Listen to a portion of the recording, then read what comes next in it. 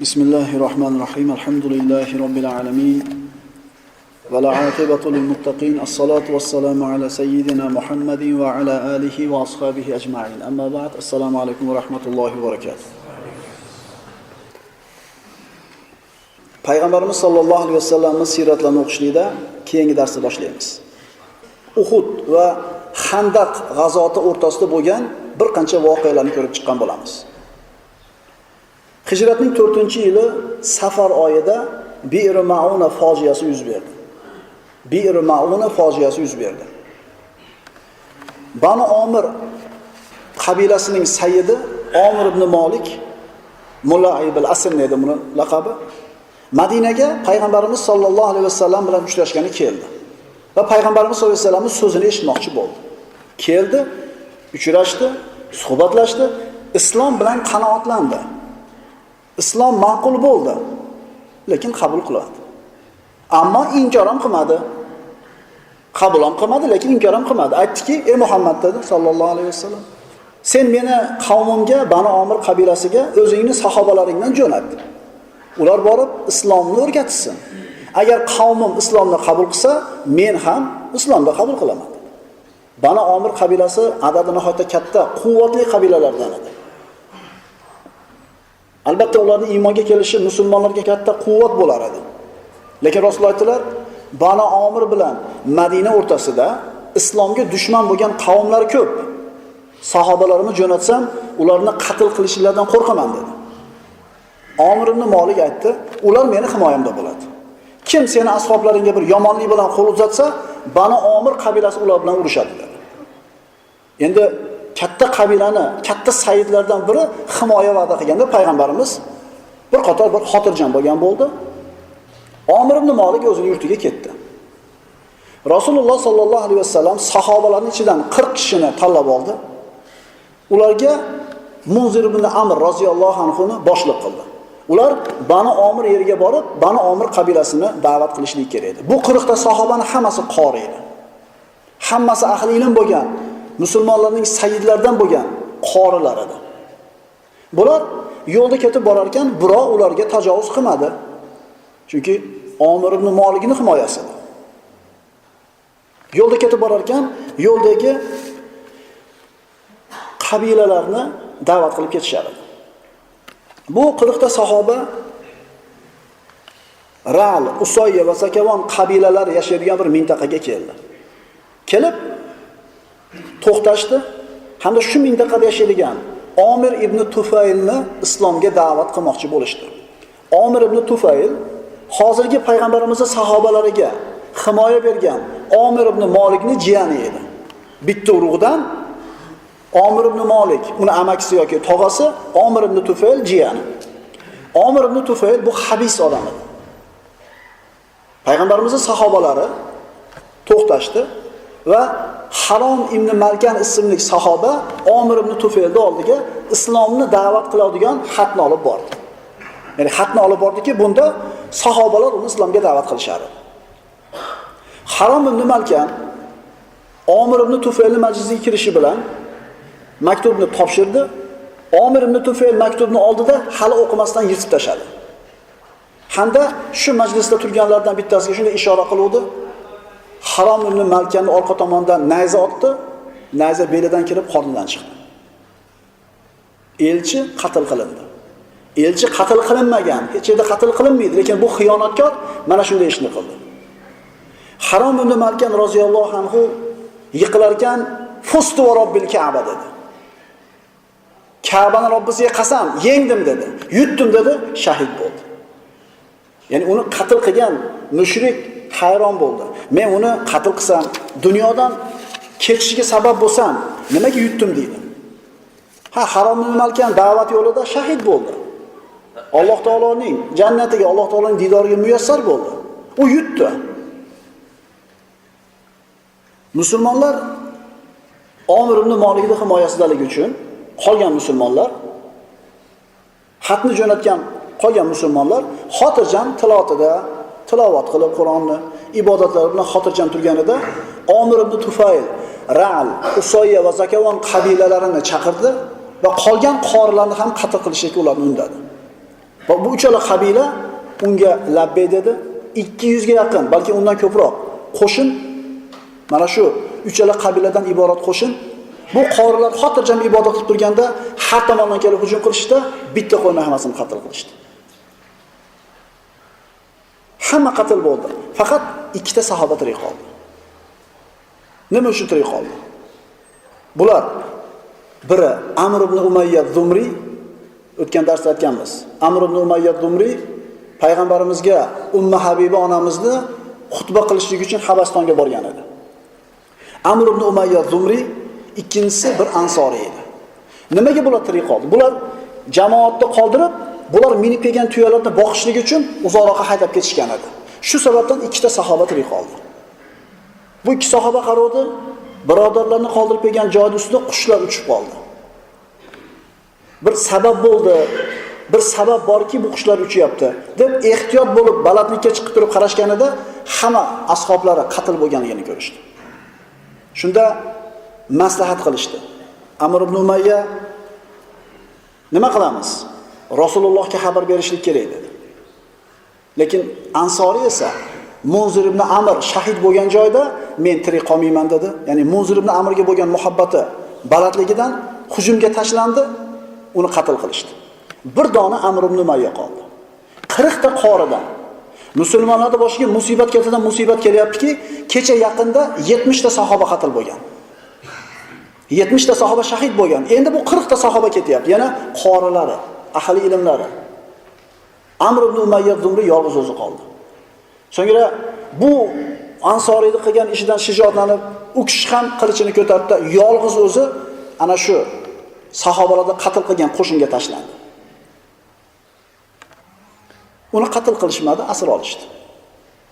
Allohning taqdiri, subhanalloh. Amr ibn Umayyani asir qilib olib kelishganida bu xiyonatkorlarning boshlig'i Omir ibn Tufayl qaysi qabiladansan dedi.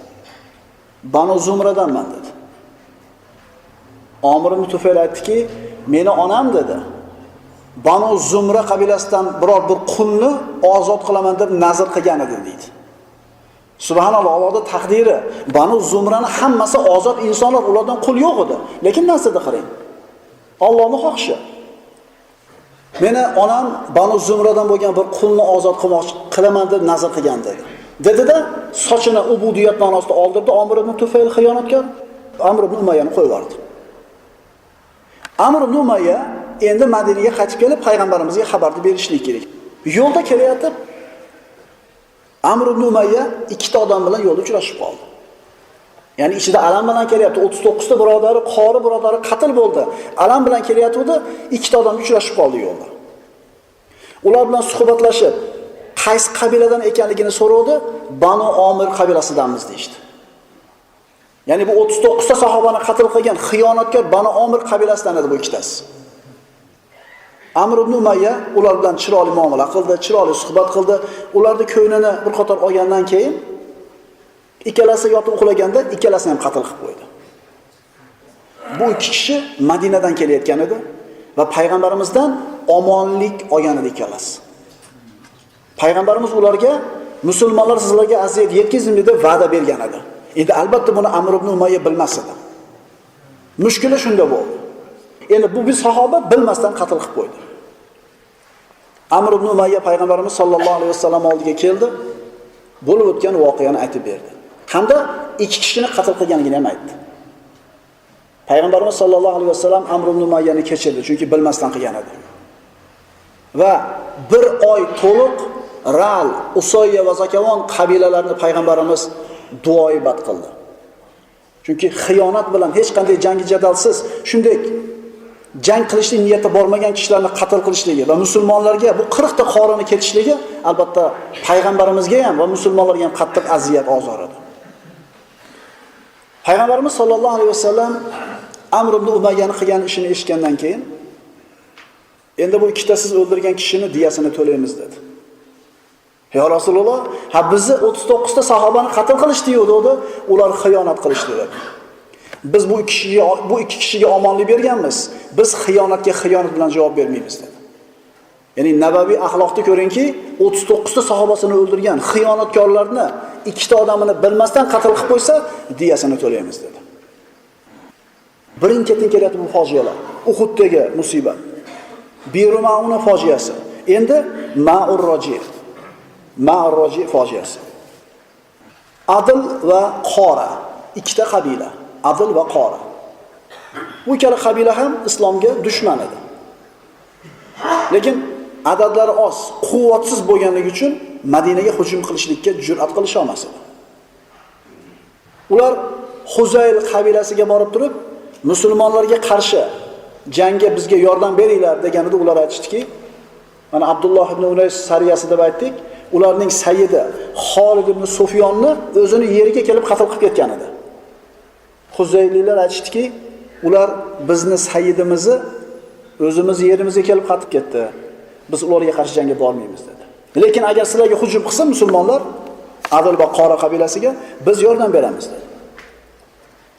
Endi Huzayl qabilasidan agar musulmonlar hujum qilsa, himoyani va'dasini olgan Adl va Qora qabilasidan bir kichkinagina jamoat Madinaga bordi. Musulmonlarga o'zlariga hujum qilishlikka bir ish qilish kerak bular. Payg'ambarimiz sollallohu alayhi vasallam oldiga kelib, kalima keltirib musulmon bo'lishdi. Zohirida namoz o'qishdi, dinni o'rganishgan bo'ldi, o'zlarini musulmon qilib ko'rsatishdi. So'ngra aytishdiki, "Ya Rasululloh, biz bilan sahobalaringizni jo'nating. Bizga dinni ta'lim berishsin. Biz iymonga kelganda qavmimiz ham islomda bo'lsin" dedi. Va payg'ambarimizga ularni o'zlarining himoyasiga olishlarini va'da qilishdi. Lekin niyatlari buzuq. Payg'ambarimiz sollallohu alayhi vasallam ular bilan birga Marsad ibn Abi Marsad, Abdulloh ibn Toriq, Osim ibn Sobit, Hubayb ibn Adi, Zayd ibn Dathinna, yana bir ansoriyni, 6 ta sahobasini qo'shib ular bilan jo'natdi. Bu sahobalar qurollari bilan ketishardi. Adl va Qora qabilasi bular bilan o'zlarini yerlariga kelgandan keyin 200 yaqin otliq ularni shunday qamal qilib oldi. Sahobalar bizga bergan ahd va omonat qani dedi. Ular aytishdi, hech qanday ahdi ham, omonat ham vafoyam yo'q dedi. Taslim bo'linglar dedi. Biz sizlarni qatl qilmaymiz, Makkadagi asirlarimiz bor, shularni ajratib olishlik uchun sizlarni olib borib topshiramiz, sizlarni qatl qilmaymiz dedi. Abdulloh ibn Toriq, Hubayb ibn Adi, Zayd ibn Dasinalar maslahat qilishdi sahobalar. Bu 3 kishi 200 kishiga qarshi jang qila olmaymiz. Nima bo'lganda ham qatl qilishadi. Undan ko'ra taslim bo'laylik, shoyat Quraysh bizga shafqat qilsa deb bu uchalasi taslim bo'lishdi. Lekin Marsad ibn Abi Marsad, Osim ibn Sobit, yana bir ansoriy taslim bo'lmadi. Jang qilamiz deyishdi. Endi albatta 3 kishi 200 kishiga qarshi tura olmasligi aniq edi. Jang bo'ldi. Qisqagina bo'lgan jangda Marsad ibn Abi Marsad bilan ansoriy shahid bo'ldi. Bitta Osim ibn Sobit qoldi. Nihoyatda bir kuchli jangchi bo'lgan edi. Kim kelsa yo jarohatlardi yo qatl qilardi. Yoniga kela olmaganligidan mushriklar aytishdi, uni uzoqdan turib qatl qilinglar dedi. Kamondan o'q otib Osim ibn Sobitni shahid qilishdi. Hamda Osim roziyallohu anhu ning boshini kesib olib ketgani kelishdi. Chunki Uhud g'azotida Banu Abduddor urug'idan bo'lgan 6 ta aka-uka bayroqni ko'tarib 6ovi qatl bo'lgan edi. 5-6 akalari qatl bo'layotganligini ularning singlisi Sulafa kelib ko'rgan edi. 5-6 akalarini Osim ibn Sobit qatl qilgan edi. Endi 2 ta akasini qatl qilganini ko'rgan bu singil qolgan 4 ta akam men mana shu qatl qilibdi dedi-da, kim menga Osimni boshini olib kelib bersa, uning jumjumasida aroq ichaman va oltinga boshini to'ldirib beraman deb va'da qilgan edi. Ana shu mukofotni olish ilinjida mushriklar Osim roziyallohu anhu ning boshini kesib olgani kelishdi. Osim ibn Sobit roziyallohu anhu Madinada turganda qasam ichgan edi tiriklik paytida. Allohga qasam, mushrikka qo'limni tegizmayman. Va mushrik ham menga qo'lini tegizmaydi deb qasam ichgan edi. Mana endi u kishi shahid bo'ldi. Mushriklar kallasini olib kelishlik uchun kelishdi. Lekin u kishi ichgan qasamni Alloh taolo oqladi. Yaqinlashgan paytda to'satdan har tomondan arilar uchib keldi-da, jussasini shunday o'rab oldi. Qaysi mushrik yaqinlashib kelsa, chaqib orqasiga qaytaraverdi. Kelisha olmadi. Boshini uzgani, mukofotni olgani kelisha olmadi. So'ngra bir-birlariga aytishdiki, mushriklar, tek qo'ylar, kech kirsin, kun botsin, arilar tarqab ketadi. Keyin olasizlar uni boshini dedi. Kech kirdi. Arilar yo'q bo'lishini poylashdi. Havo aynidi, yomg'ir yog'di boshladi. Yomg'ir yog'a boshladi. Yomg'ir selga aylandi. Yoqqan sel daryo bo'lib oqdi. Osim roziyallohu anhuning jussasini mana shu sel oqizib ketdi. Mushriklar har qancha urinmasin, ushlasha olmadi. Olib borib Alloh taolo o'zi bilgan joyga dafn qilib qo'ydi. Osim ibn Sobit roziyallohu anhu dafinulloh yoki dafinul malaika deb nomlanadi. Ya'ni Alloh taoloning dinini himoya qilayotdi. Alloh taoloning dinini odamlarga yetkazayotdi. Alloh taolo u kishining qasamini oqladi, mushriklarni birortasini qo'liga yetkazmadi. Birorta mushrik qo'lini Osim roziyallohu anhuga tegizmadi. 3 kishi asir olib ketishyapti. Yo'lda ketayotib Abdulloh ibn Toriq roziyallohu anhu fikr qildi. Makkaga olib borsa, baribir qatl qilishadi. Nima foyda dedi-da, yonida turgan bir mushrikni qilichini olib, ular bilan urushib qoldi. U kishini toshlar bilan urib qatl qilishdi. Endi 2 kishi qoldi. Hubayb ibn Adi va Zayd ibn Dasinna. Mushriklar o'zlari aytgandek haqiqatan Makkaga kelib, makkalik mushriklarga bu 2 sahobani topshirishdi. Qatl qilishlik uchun birinchi bo'lib Hubayb ibn Adi roziyallohu anhu ni Makka tashqarisiga olib chiqishdi. Qurayshliklardan ichida Abu Sufyon ibn Harb ham bor edi. Hubayb ibn Adiga qatl qilishligini aytganida 2 rakat namoz o'qishlikka ruxsat so'radi. Ruxsat berishdi, 2 rakat namozni o'qidi. Namozini o'qib bo'lib aytdiki, agar sizlar o'limdan qo'rqqanidan namozini cho'zyapti deyishinglar bo'lmaganida, men namozni yana ham uzoqroq o'qirdim dedi. Oxirgi namozi hayotda edi. Hubayb ibn Adi roziyallohu anhu namozni o'qidi va u kishini osib qo'yib azoblashdi. Tiriklayin jasadidan go'shtlarni kesib parcha-parcha qilib ajratishdi. U kishi sobit turar edi. Har kesganda Abu Sufyon aytar edi: "Hozir sen shuni o'rniga oilangda, farzandlaring bilan farovon xotirjam o'tirib, o'rningda Muhammad bo'lishini xohlarmiding?" dedi. Ya'ni Muhammadga iymon keltirganligi uchun seni shu azobingga Muhammad sabab bo'lyapti. Xohlarmiding deganda dod dediki, men mana shu joyda qatl qilinsam ham mayli, lekin Rasululloh o'tirgan joyda badaniga bir tikan kirishini xohlamayman dedi. Payg'ambarimiz sollallohu alayhi vasallamni sahobalar mana shunday yaxshi ko'rishar edi. Abu Sufyon buni ko'rib turib, Allohga qasam dedi. Hech bir kimsa boshqa bir kishini Muhammadning ashablari Muhammadni yaxshi ko'rganidek yaxshi ko'rganini bilmayman dedi. Dunyoda hech kim Muhammadning ashablari Muhammadni yaxshi ko'rgandek boshqa bir kishini yaxshi ko'rgan emas dedi. Chunki birodarlar, Rasululloh sollallohu alayhi vasallamga bo'lgan iymon, Rasululloh sollallohu alayhi vasallamga bo'lgan muhabbat siz bilan bizni jannatimizni belgilaydi. Agar jannatga kirishlikka iymon shart bo'ladigan bo'lsa, iymonning shartlaridan bittasi Rasululloh sollallohu alayhi vasallamni bolamizdan ham, otamizdan ham, hamma insonlardan, hatto o'zimizni jonimizdan ham ko'proq yaxshi ko'rishligimiz. Hubayb ibn Adi mana shu muhabbatni ko'rsatdi ularga. Payg'ambarimiz sollallohu alayhi vasallam Amr ibn Umayyani qilgan ishini eshitgandan keyin endi bu ikkitasiz o'ldirgan kishini diyasini to'laymiz dedi. Musulmonlar faqir edi. Bu 2 kishini diyasini to'lashlik uchun payg'ambarimiz sollallohu alayhi vasallam Banu Nazir yahudlarning oldiga bordi. Banu Nazir bilan umuman Madinada yashayotgan yahudlar bilan musulmonlarning ittifoqi bor edi. Tashqaridan dushman hujum qilib kelsa, hech qaysi qabila dushmanga yordam bermaydi. Hamda shunga o'xshagan bir diyaga o'xshagan mushkilalar bo'lib qolsa, bir-biriga yordam berishadi. Mana shu ittifoqqa asoslanib payg'ambarimiz Banu Nazir qal'asiga bordi. Abu Bakr, Umar va bir qancha kibor sahobalar bilan oz adatdagi ashoblar bilan payg'ambarimiz bordi. Yahudlarning kattalari bilan uchrashdi. Ularga maqsadini aytganida ular aytishki, xush kelibsizlar dedi. Albatta sizlarga diyani to'lashlikka yordam beramiz. Xususan Banu Omir qabilasi bizning xulofolarimiz, biz yordam berishga haqlimiz deydi. Sizlar kutib o'tirib turinglar bu yerda, biz bu mablag'ni yig'ib qaytib kelamiz dedi. Payg'ambarimiz sollallohu alayhi vasallam o'tirar ekan, Yahudiylar tashqariga chiqishdida ra'yi, fikr o'zgarib qoldi. Ular aytishdi bir-biriga, bu kishini bunday qulay fursatda topolmaysizlar qaytib dedi. Ya'ni ozgina odam bilan keldi, himoyasiz, undan qutulishlikning eng oson yo'li shu dedi. Uni qatl qilamiz dedi. Payg'ambarimiz sollallohu alayhi vasallamga bu narsani xabarini, ularning bu yomon niyatlarini Jabroil alayhissalom kelib vahiy orqali bildirdi. Payg'ambarimiz sollallohu alayhi vasallam sahobalar bilan o'tirar ekan, vahiy nozil bo'ldi. Hech kimga hech narsa demadi payg'ambarimiz, turib sekin chiqib ketdi.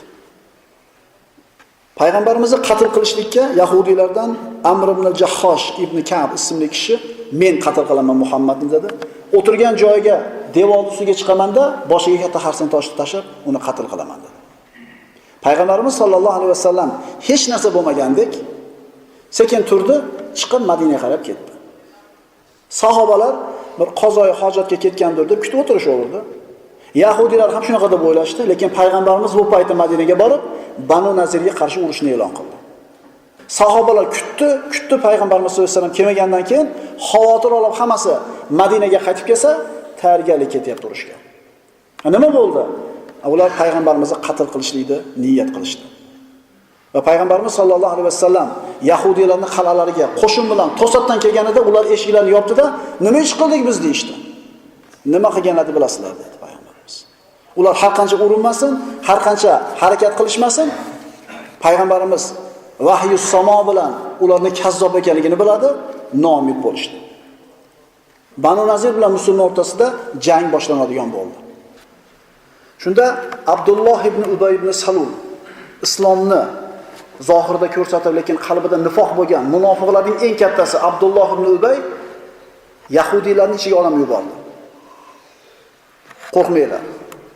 Agar sizlarga qarshi jang qilinglar deyilsa, biz sizlarga qarshi jang qilmaymiz. Agar Muhammad sizlarga qarshi urushsa, biz sizlarga yordam beramiz. Agar sizlar Muhammad Madinadan haydab chiqarsa, biz sizlar bilan chiqib ketamiz dedi. Yahudiylar uni gapidan shijoatlanib urushlikka shay bo'lishdi. Musulmonlar Banu Nazirni qamal qilishdi. Musulmonlar ularning qal'alarida oldida turar ekan, birdaniga Yahudlar o'qqa tutishdi musulmonlar. Musulmonlar orqaga chekinishga majbur bo'lishdi hamda kamonlari yetmaydigan masofaga chodirlarni qurib shu yerda qo'shin muaskarni qo'ydi. So'ngra payg'ambarimiz sollallohu alayhi vasallam sahobalarga xurmo daraxtlarini kesishlikni buyurdi. Ya'ni Yahudiylarning qalbida mol va dunyoga bo'lgan muhabbat bir ajib ko'rinishda. Hayotidan ham molini ko'proq yaxshi ko'radi ular. Payg'ambarimiz Yahudiylarni xurmolarni kesishlikka buyurdi. Aksar bog'lari, aksar dehqonchiliklari ularning qal'asini tashqarisida edi, Banu Nazir yahudlarini. Shunda yahudlar xurmolarini yiqilayotganini ko'rib qalblari larzaga keldi. Ya'ni pullari ketgandan keyin qana qilib yashaydi ular. Ozgina sabr qilishdi, kesilish davom etdi. So'ngra payg'ambarimizga yordam jo'natishdi. "Ey Muhammad, sen muslihman, yerni obod qilgani kelganman deysan, axloq egasiman deysan, xurmolarda aybi nima?" dedi. Payg'ambarimiz aytdilar, buni oyatlarda o'qiymiz. Bu Alloh taoloning izni bilan, Alloh taoloning buyrug'i bilan kesildi bu ishlar. Qilindi. Hammasini kesib tashlayman, yo taslim bo'lasizlar dedi. Yahudiylar rozi bo'lishmadi, xurmo kesilishlik davom etdi. Oxiri sabr qilish olmadi-da, oxiri taslim bo'lishlikka rozi bo'lishdi. Shunday qilib Banu Nazir ishi Madinadan haydalish bilan nihoyat topadigan bo'ldi. Ularga payg'ambarimiz Madinadan chiqib ketishliklarini aytdi. Ular aytdi, "Mayli chiqib ketamiz, nimani ko'tara olasak o'zimiz bilan olib chiqib ketamiz" deydi. Payg'ambarimiz rozi bo'ldilar, aytdilar, "Faqat qurol ko'tarmaysizlar" dedi. "Xohlagan narsalarni olib ketaverasizlar." Ular nimani ko'tara olsa, tuyalarni ustiga yuklashdi. Madinadan Banu Nazir yahudlarini haydalishi o'zlarining xiyonati sababli bo'ldi. Ular o'zlarining uylarini qo'llari bilan buzishdi, o'zlari buzishdi. Yog'ochdan bo'lgan eshiklarini ham sug'urib o'zlari bilan olib ketishdi. Chunki yog'och eshiklar qimmat edi. Hamma chiqishga tayyor bo'lib, yuklarni otganlardan keyin bir ajib bir ko'rinishda chiqib ketishdi. Yuklarni yuklashdi. Karvonda oldiga ovozini hatto bir chiroyli va baland bo'lgan bir ayol mug'anniyani qo'yib, baland ovoz bilan ashula aytib chiqdi. Butun Banu Nazir unga jo'r bo'lib erchib, ular ham ashula aytib chiqishdi. Ya'ni bu ashulalarida biz tamomiy Madinani o'zimiz azizlik bilan, g'urur bilan tark qilyapmiz degan ma'nolar bor edi. Madinadan chiqib Haybarga yo'l olishdi. Banu Nazir ichida Sallam ibn Mushkim va Haya ibn Axtablar bor edi. Bular Yahudlarning ichida nasl nasabi shunday bir sharafli, oliy ediki, Haybarga ular ko'chib borganlarida Haybar bularning sharafi, hurmatini oldida bosh egdi. Chunki bular Harun va Musa alayhissalomning zurriyotlaridan edi. U yerga ko'chib borganiga qaramasdan hokimlarga aylanishdi. Aqulu qawli hadha va astaghfirulloh li va lakum. Subhana robbika robbil izzati amma yasifun va salamun alal mursalin valhamdulillahi robbil alamin.